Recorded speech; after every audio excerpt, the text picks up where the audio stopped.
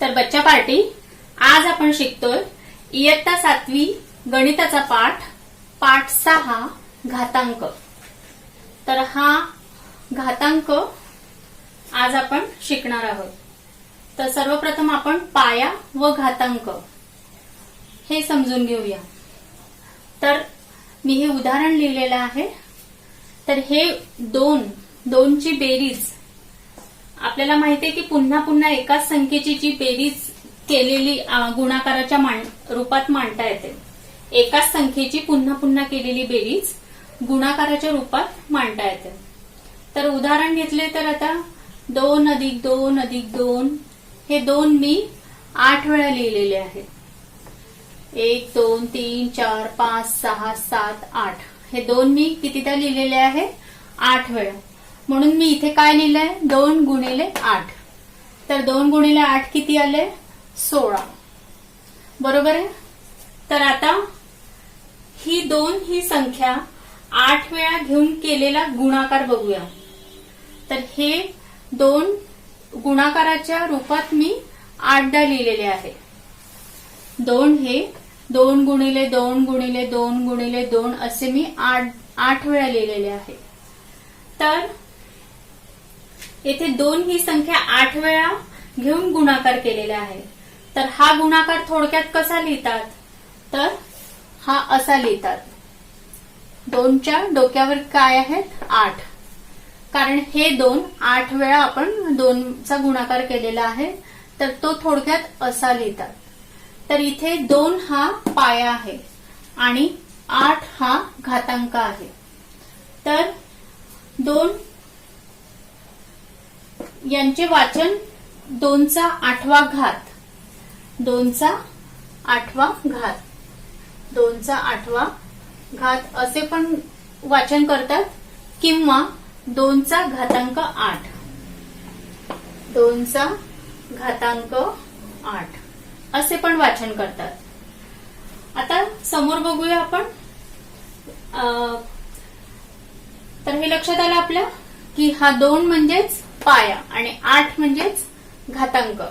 तर याचे वाचन कसं करतात 2चा 8वा घात किंवा 2चा घातांक 8 असे करतात।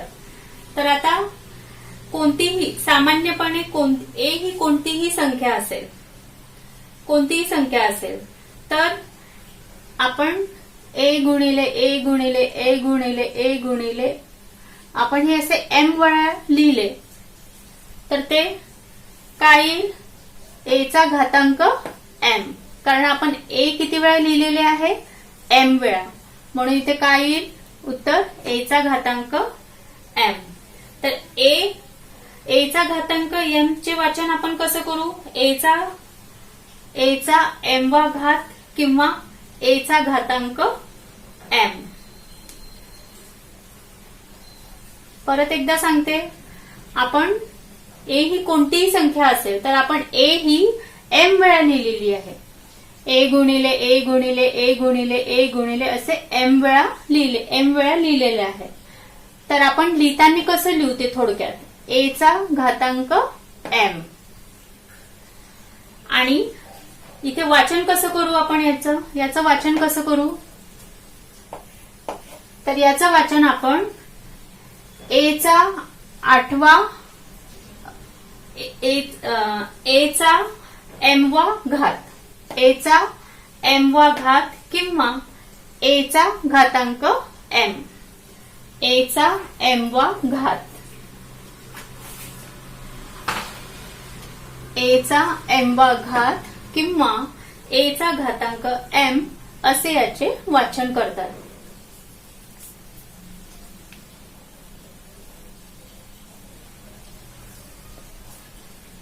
तर a चा घातांक m, तर a ही शून्येतर परिमेय संख्या असून m ही नैसर्गिक संख्या आहे। तर आता आपण बघूया की आपण हा 2चा गुणाकार 2 × 2 हे असे 8 वेळा लिहिलेले आहे। तर याचा गुणाकार किती येईल 2 × 2 2 दुने 4 4 दुने 8 8 दुने 16 16 दुने 32 32 दुने 64 64 दुने 64 दुने 128, 128 128, 128 गुणिले 2 256. तर किती येतो याचा गुणाकार? 256, 256. बरोबर आहे. तर 256 256 ही 2चा घातांक 8, 2चा घातांक 8 या घातांकित संख्येची ही किंमत आहे. आलं लक्षात? ही 256 ही काय आहे? 2चा घातांक 8 या घातांकित संख्येची ही किंमत आहे. तर आता आपण बघूया की कंसामध्ये -2/5 आणि याचा क्यूब दिलेला आहे, घन दिलेला आहे. तर हे किती वेळा? 3. याचा अर्थच हे 3दा लिहायचं आहे. -2/5 गुणिले -2/5 गुणिले -2/5. कारण की याच्या डोक्यावर काय दिलेलं आहे? क्यूब दिलेला आहे. म्हणून आपल्याला हे याच्या डोक्यावर हा जो घातांक आहे क्यूब, तितकेदा आपल्याला ते गुणाकार रूपात लिहायचं आहे. तर आपण याचा गुणाकार केल्यानंतर किती आले? -2 गुणिले -2 गुणिले -2 बरोबर -8. 5 गुणिले 5 गुणिले 5 बरोबर 125. तर -8/125. तर याचा गुणाकार आलेला आहे. म्हणून कोणत्याही संख्येचा पहिला घात म्हणजेच ती संख्या असते. तर आता आपण हे बघूया.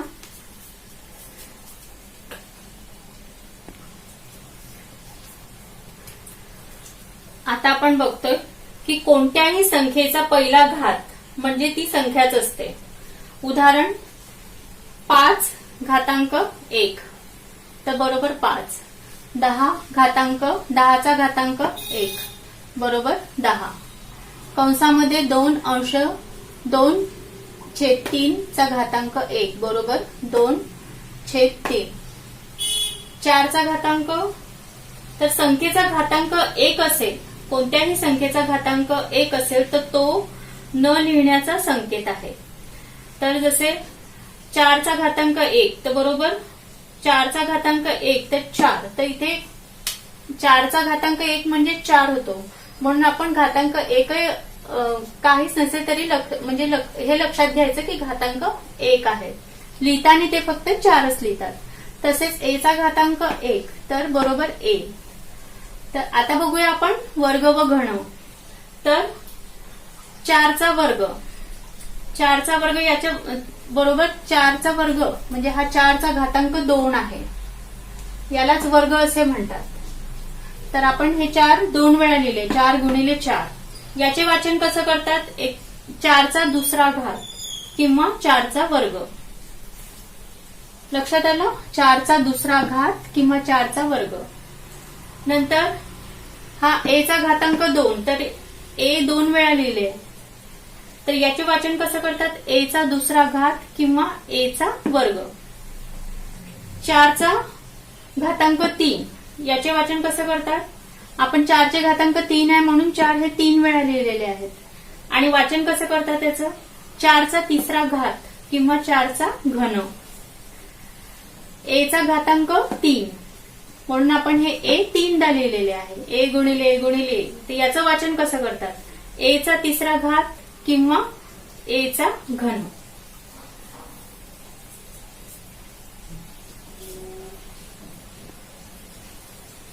तर आपण हे पाया व घातांकाचे थोडे नियम बघूया. तर कोणत्याही संख्येचा दुसरा घात म्हणजे त्या संख्येचा वर्ग होईल. आता कोणत्याही संख्येचा दुसरा घात म्हणजे त्या संख्येचा वर्ग होईल. कोणत्याही संख्येचा म्हणजे याचं उदाहरण एक्झाम्पल घेतलं आपण. उदाहरण एचा दुसरा घात म्हणजेच हा वर्ग, एचा वर्ग. बरोबर आहे? तर कोणत्याही संख्येचा दुसरा घात म्हणजे त्या संख्येचा वर्ग होय. आता हे उदाहरणावरून अधिक लक्षात आलेलं आहे. दुसरा नियम, कोणत्याही संख्येचा वर्ग नेहमी धन असतो. कोणत्याही संख्येचा वर्ग नेहमी धन असतो म्हणजे कसं हे मी समजावून सांगते. आता जसं की आता कोणत्याही संख्येचा वर्ग नेहमी धन असतो. जसं आता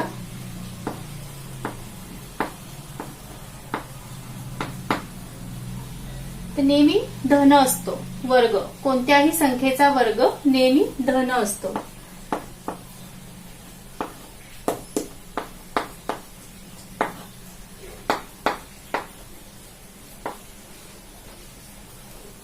बरोबर आहे. कोणत्याही संख्येचा वर्ग नेहमी धन असतो. कोणत्याही संख्येचा तिसरा घात म्हणजे त्या संख्येचा धन असतो. कोणत्याही संख्येचा तिसरा घात. तिसरा घात म्हणजेच ए चा तिसरा घात म्हणजे ए चा त्या संख्येचा घन म्हणजेच ए चा घन असतो. ए गुणिले ए गुणिले ए. तर कोणत्याही संख्येचा तिसरा घात म्हणजे त्या संख्येचा घन असतो. पाया धन संख्या असल्यास घन नेहमी धन असतो. पाया धन संख्या असल्यास घन नेहमी. आता मी हे पूर्ण वाचून घेते नंतर सांगते. पाया धन संख्या असल्यास घन नेहमी धन असतो व पाया ऋण संख्या असल्यास घन नेहमी ऋण असतो. आता याचं उदाहरण सांगते. पाया धन संख्या असल्यास, पाया धन संख्या असल्यास, धन संख्या असल्यास, धन संख्या घन नेहमी धन असतो. हा घन म्हणजेच क्यूब म्हणजेच घन म्हणतात त्याला. म्हणजे ए चा घातांक 3, ए चा तिसरा घात तर धन असतो. तर हा 4 × 4 × 4 4 गुणिले 4 गुणिले 4.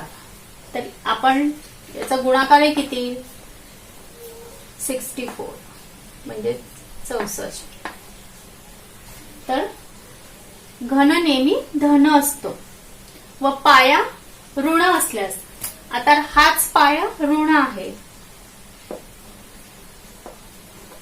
तर काय येईल ऋण 4 गुणिले ऋण 4 गुणिले ऋण 4.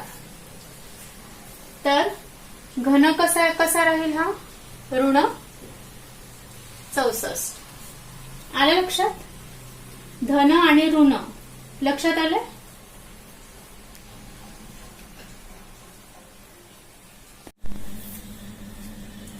आता आपण बघतोय नियम. समान पाया असलेल्या घातांकित संख्यांचा गुणाकार. तर समान पाया असलेल्या घातांकित संख्यांचा गुणाकार.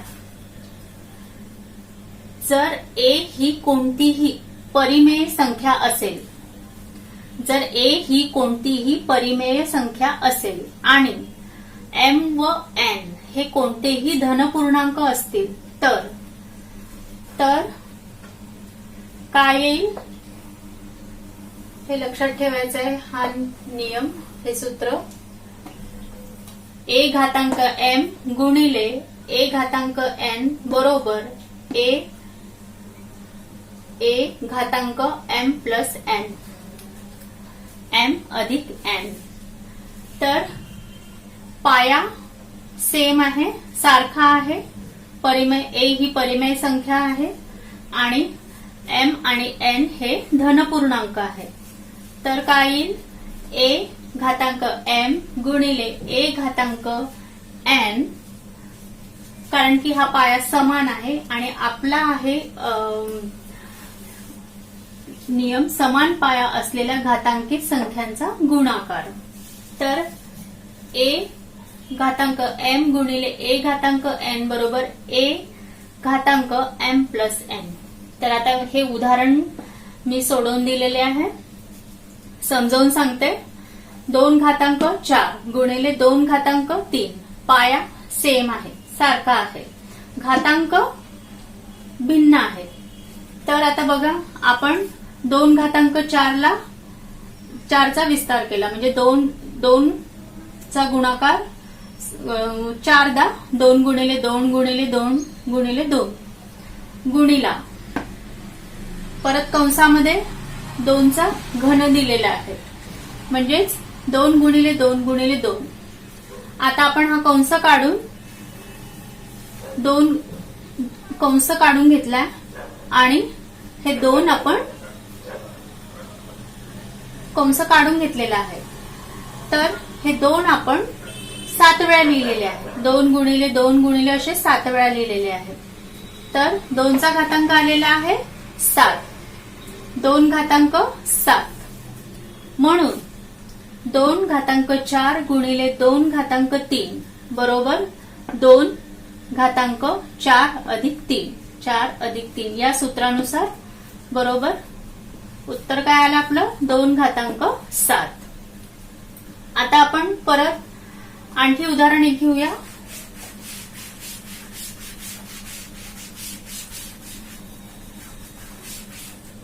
आता आपण उदाहरण घेऊया. कंसामध्ये ऋण 4 घातांक घन घातांक घातांक 3 गुणिले ऋण 4 घातांक 2. आता आपल्याला याच नियमानुसार आपल्याला ते आन्सर आणायचं आहे या सूत्रानुसार. तर आता आपण 4 घातांक 3 आहे, ऋण 4 घातांक 3 आहे म्हणून आपण लिहूया इथे ऋण 4 गुणिले ऋण 4 गुणिले ऋण 4 गुणाकाराचं साइन जसंच्या तसं. आता इथे ऋण 4 चा वर्ग दिलेला आहे म्हणून आपण इथे लिहिते ऋण 4 गुणिले ऋण 4 बरोबर आहे. आपण याचा विस्तार केलाय. ऋण 4 3दा लिहिले कारण की ऋण 4 चा आपल्याला ऋण 4 चा आपल्याला घन दिलेला आहे आणि ऋण 4 गुणिले ऋण 4 चा स्क्वेअर दिलेला आहे, वर्ग दिलेला आहे. तर आता आपण समोर ऋण 4 गुणिले ऋण 4 गुणिले ऋण 4 गुणिले ऋण 4 गुणिले ऋण 4 असे आपण ऋण 4 किती वेळा लिहिले ते काउंट करूया. 1 2 3 4 5 बरोबर आहे. म्हणून आपला आन्सर आलेला आहे ऋण 4 घातांक 5. ऋण 4 चा घातांक 5 म्हणून इथे आपण लिहूया ऋण 4 घातांक 3 गुणिले ऋण 4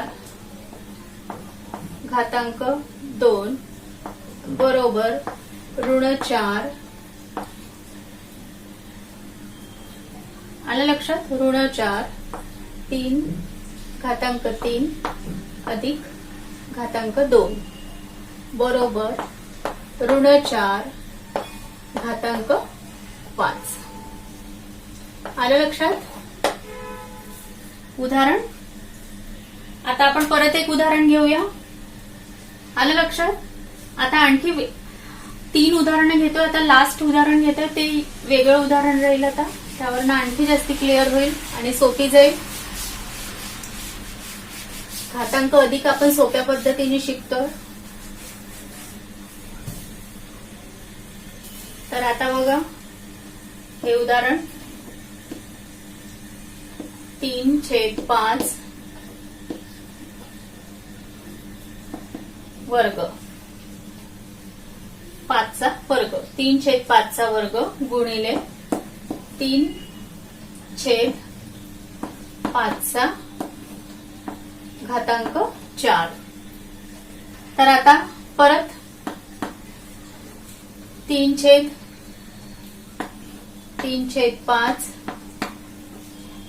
गुणिले 3/5, पण याचा विस्तार केला, गुणिले 3/5